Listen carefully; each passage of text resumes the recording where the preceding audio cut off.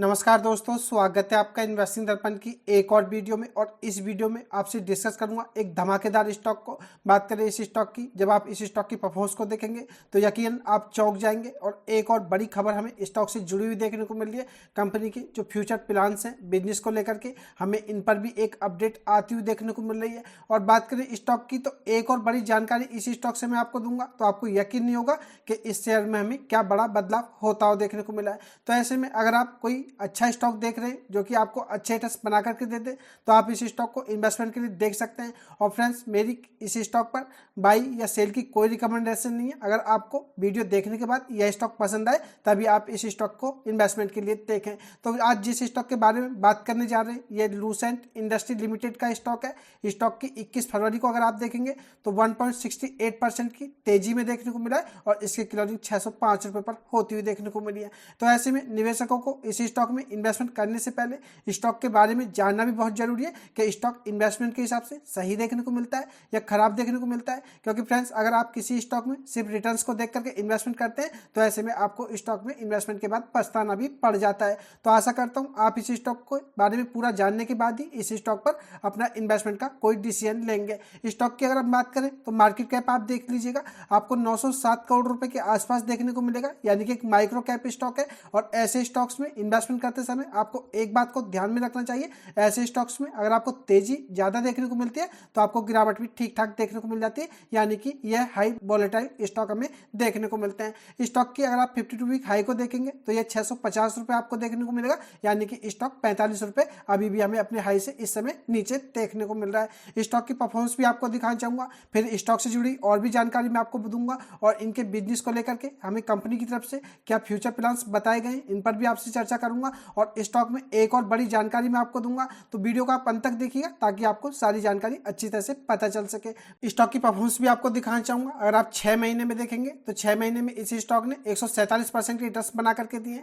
एक साल में आप देखेंगे तो 888% के इस स्टॉक में रिटर्न्स आपको देखने को मिलेंगे। अब आपको देख करके मजा आ रहा होगा कि क्या शानदार हमें यह स्टॉक दौड़ता हुआ देखने को मिला है। और अगर आप इसके 5 साल के रिटर्न्स को देखेंगे तो 4058% के यह स्टॉक रिटर्न बना करके दे चुका है। और अगर आप इसका मैक्सिमम चार्ट देखेंगे तो आपको ऐसा ही देखने को मिलेगा। इसका मतलब यह है कि यह स्टॉक आपको 24 फरवरी 2021 से देखने को मिलेगा। तो ऐसे में अगर हम बात करें स्टॉक की तो स्टॉक को आए हुए भी कोई ज्यादा समय होता हुआ देखने को नहीं मिला है। और आप इस स्टॉक की जरा कंसिस्टेंसी को देखिएगा, क्या शानदार यह स्टॉक हमें तोड़ता हुआ देखने को मिला है। और आप इसके चार्ट पैटर्न को देख करके समझ पा रहे होंगे कि स्टॉक में कोई इतना वोलेटाइल हमें होता हुआ भी देखने को नहीं मिला, यानी कि इस स्टॉक में कंसिस्टेंट रिटर्न बनते हुए देखने को मिले। और एक साल में अगर हम बात करें तो स्टॉक 900% के आसपास के रिटर्न्स दे चुका है। तो आप इससे इस स्टॉक के जो रिटर्न्स है इनके बारे में अंदाजा लगा सकते हैं कि इसने अपने इन्वेस्टर्स की वेल्थ को कहां से कहां पहुंचा दिया। और आपको बताना चाहूंगा कंपनी पूरी तरह से हमें डेब्ट फ्री देखने को मिलती है, तो यह भी इसमें एक पॉजिटिव पहलू हमें देखने को मिलता है। तो देख लेते हैं और इस स्टॉक के बारे में। बने रहिएगा वीडियो में। इससे पहले चैनल पर नए हैं तो चैनल को सब्सक्राइब कर लें, वीडियो अच्छी लगे तो वीडियो को लाइक करना भी ना भूलें। अब मैं आपको कंपनी के जो फ्यूचर प्लान है तो इन पर हमें क्या अपडेट देखने को मिली यह बताना चाहूंगा। उसके बाद स्टॉक से जुड़ी एक और आपको महत्वपूर्ण जानकारी दूंगा, तो आपको पता चल पाएगा कि इस स्टॉक में क्या बड़े बदलाव हमें होते हुए देखने को मिल रहे हैं, या कि कहा जा सकता है कि इस स्टॉक में आप इस बदलाव को देख करके समझ सकते हैं कि आगे आपको इसके बिजनेस या इसमें रिटर्न्स किस तरह से देखने को मिल सकते हैं। बात करें कंपनी के तो इनकी विस्तार की योजना हमें देखने को मिल रही है। पहले ये कंपनी सेल्फ एजुकेशन सॉल्यूशन के नाम से जानी जाती थी, और अब हम बात करें इस कंपनी की तो अभी लूसेंट इंडस्ट्री के नाम से जानी जाती है। तो ये आपको पता होना चाहिए। बात करें लूसेंट इंडस्ट्री ने तो अब अपने जो कारोबार है इसका विस्तार करने की योजना बना रही है। कंपनी ने 17 फरवरी को एक्सचेंज फाइलिंग में इस संबंध में अपनी जानकारी भी दी थी। 24 फरवरी को इनकी होने वाली बोर्ड मीटिंग में इस प्रस्ताव पर फैसला लिया जाएगा, यानी कि आज ये संडे के दिन मैं वीडियो बना रहा हूँ और कल फरवरी को हमें इनकी बोर्ड मीटिंग कंपनी के बिजनेस फ्यूचर प्लान्स को लेकर के होती हुई देखने को मिलेगी। तो यह एक बड़ी अपडेट हमें देखने को मिल रही है। बात करें कंपनी की तो क्या योजना आपको देखने को मिल सकती है। कंपनी ने घोषणा की है कि वह एआई संचालित प्रोग्रामेटिक और digital growth marketing tech firm मोवावेन्यू का मर्जर करने जा रही है। यानी कि अगर हम बात करें तो जो एक एआई संचालित प्रोग्रामेटिक और digital growth marketing tech firm है मोवावेन्यू, तो हमें इसके साथ मर्जर होता हुआ देखने को मिलेगा। यह कंपनी विज्ञापन और मार्केटिंग से जुड़े एडवांस तकनीकी समाधान प्रदान करती है। इसके ग्राहकों में लिस्टेड कंपनियों से लेकर के स्टार्टअप तक शामिल है। मोवावेन्यू gaming, BFSI, fintech, e commerce, retail और डिजिटल बिजनेस सेक्टर के लिए टेक्नोलॉजी आधारित समाधान प्रदान करती है। तो बात करें मोवा वेन्यू की, तो यह एक टेक फर्म कंपनी देखने को मिलती है जो कि ग्राहकों के लिए कई तरह की टेक्नोलॉजी आधारित समाधान प्रदान करती है। और अब हमें इसका लूसेंट इंडस्ट्री से मर्जर देखने को मिलेगा, या कंपनी की तरफ से हमें यह योजना इनकी देखने को मिल रही है। तो यह एक बड़ी अपडेट हमें लूसेंट इंडस्ट्री से देखने को मिल रही है, जो कि आपको पता होना चाहिए। और अब थोड़ा स्टॉक के बारे में भी आपको बताना चाहूंगा, जिससे कि आपको स्टॉक के बारे में अच्छी तरह से पता चल सके। क्योंकि फ्रेंड्स बाद में अक्सर यही होता है, हम स्टॉक को ऊपर ऊपर से देख लेते हैं, लेकिन जब अंदर डेप्थ में जाकर के देखते हैं तो हमें स्टॉक इन्वेस्टमेंट के हिसाब से बिल्कुल अच्छा नहीं लगता है। तो इससे पहले फ्रेंड्स, अगर आप इस स्टॉक को इन्वेस्टमेंट के लिए देखना चाहते हैं तो और भी थोड़ा आप इस स्टॉक के बारे में जान लें तो बेहतर होगा। लूसेंट इंडस्ट्री लिमिटेड आपको सिर्फ BSE स्टॉक एक्सचेंज पर देखने को मिलेगा। मार्केट कैप बता ही चुका हूँ, 908 करोड़ रुपए देखने को मिलता है, यानी कि एक माइक्रो कैप स्टॉक है। हाई और लो भी आप देख लीजिएगा, हाई इसका 650 देखने को मिला था और लो 61 रुपए 20 पैसे तक हमें देखने को मिला है। तो आप इससे अंदाजा लगा सकते हैं कि एक साल में इसके प्राइस डिफरेंस हमें आपको कितना देखने को मिल रहा है। स्टॉक का पी देखने को नहीं मिलता है, इंडस्ट्री पी आपको 40.5 देखने को मिलेगा, यानी कि अभी स्टॉक का पी है, इसका डाटा हमें यहाँ पर अवेलेबल देखने को नहीं मिलता है, जिससे कि इसके वैल्यूएशन का कोई अंदाजा लगाया जा सके। बात करें इसकी ROCE की, तो फ्रेंड्स ये नेगेटिव आपको देखने को मिलेगी, जो कि एक अच्छा नहीं कहा जा सकता। 0.64% आपको यह नेगेटिव देखने को मिलेगी। रिटर्न ऑन इक्विटी आप देखेंगे तो आपको यह भी नेगेटिव 0.83% देखने को मिलेगी। तो ROC और ROE हमें कुछ नहीं देखने को मिलती है, तो यह आपको पता होना चाहिए। और फ्रेंड्स इसी वजह से मैं आपको बताया था, किसी भी स्टॉक में इन्वेस्टमेंट करने से पहले आपको स्टॉक के बारे में अच्छी तरह से जान लेना बहुत जरूरी है। जैसा कि मैं आपको रिटर्न्स के मामले में दिखा चुका हूँ, स्टॉक धमाकेदार रिटर्न्स बना करके दे चुका है, लेकिन कंपनी की बिजनेस परफॉर्मेंस की बात करें तो कोई हमें ज्यादा अच्छी देखने को नहीं मिलती है।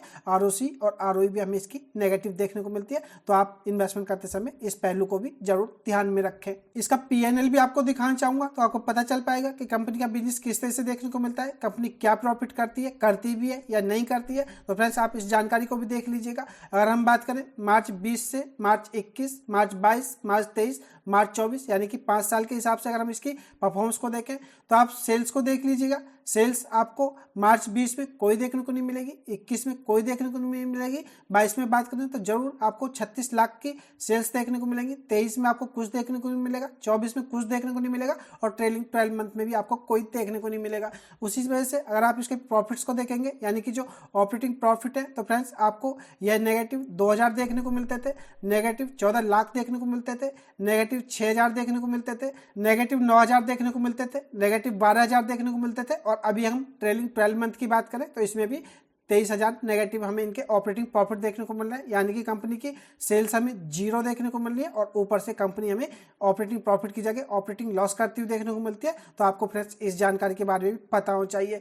बात करें नेट प्रॉफिट की, तो आप इनको भी देख लेंगे तो आपको पता चल पाएगा कंपनी के नेट प्रॉफिट तो हमें बिल्कुल देखने को नहीं मिलता है, नेट लॉस कंपनी करती है। लेकिन अगर हम बात करें तो नेट लॉस को ज़्यादा बड़ी अमाउंट में आपको देखने को नहीं मिलेंगे, यानी कि कंपनी जो भी थोड़ा बहुत बिजनेस कर पा रही है, अभी भी कंपनी हमें नेट लॉस करती हुई देखने को मिल रही है। और जैसा कि आपको बता चुका हूँ, बात करें मोवा वेन्यू की, तो यह इस फर्म टैक्स से अपना मर्जर करने जा रहे हैं। तो हो सकता है आपको इसकी बिजनेस ग्रोथ बढ़ती हुई देखने को मिले और आगे इसका बिजनेस आपको ग्रो होता हुआ देखने को मिले, तो आपको इस स्टॉक में और भी शानदार परफॉर्मेंस होती हुई देखने को मिले। लेकिन फ्रेंड्स मेरी कोशिश हमेशा ये रहती है कि स्टॉक से जुड़ी हुई जानकारी आपको पूरी तरह से बताई जाए और आपसे कुछ ना छुपाया जाए, जिससे कि आप किसी भी स्टॉक में इन्वेस्टमेंट के बाद ना पछताएं। फ्रेंड्स इसी वजह से किसी भी स्टॉक में इन्वेस्टमेंट करने से पहले अंदर तक जानना बहुत जरूरी होता है और मेरी यही कोशिश रहती है कि आपको स्टॉक से अच्छे और बुरे पहलू दोनों से ही अवगत कराया जाए। और मैं जो आपको बताया था कि स्टॉक से जुड़ी एक और बड़ी जानकारी मैं आपको दूंगा, तो वह भी मैं आपको बताना चाहूंगा, जिससे कि आप उसको देख करके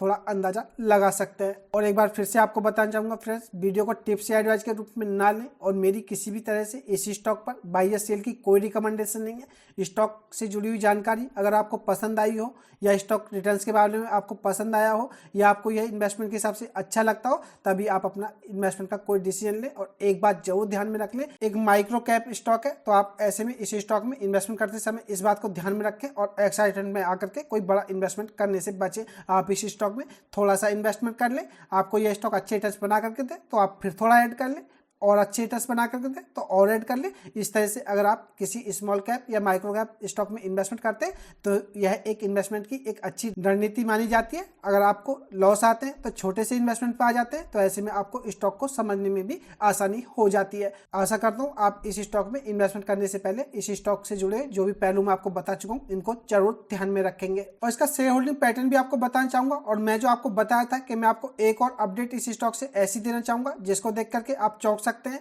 या आपको इस अपडेट के बारे में पता होना चाहिए।